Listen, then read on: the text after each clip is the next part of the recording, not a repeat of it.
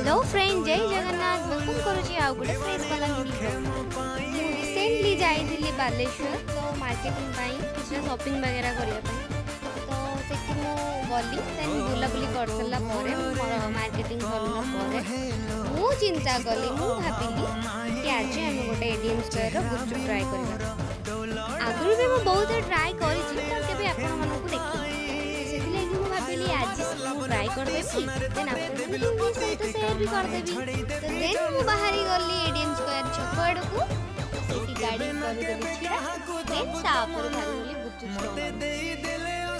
गुपचुप भाई जन को गुपचुप उतरे ता सी ना बहुत ही भलो थिला, बहुत भलो बिहेवियर बहुत भलो सेठी जाय कि मु पचाली प्राइस केते कोन गोटे प्लेट रो से कहले कि पानी वाला खाइले 10 टका रे दुटा देबे आउ जदि प्लेट वाला खाआंती 60 टंका 80 टंका 100 टंका भलिया प्लेट अछि।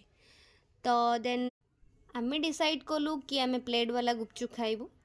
तो सेति पे आमे गोटे 60 वाला प्लेट ऑर्डर करथिलु। एटार प्राइस थिला 60 टंका। तो आमे ऑर्डर करथिलु तापर आमे टेस्ट करथिलु बहुत ही टेस्टी थिला। वाओ माने वाओ वाला फीलिंग्स आसिला।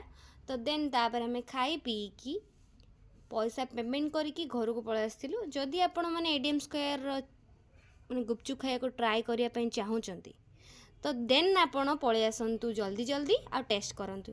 जदि वीडियोटी आपनको भल लागिता like comment share subscribe this channel.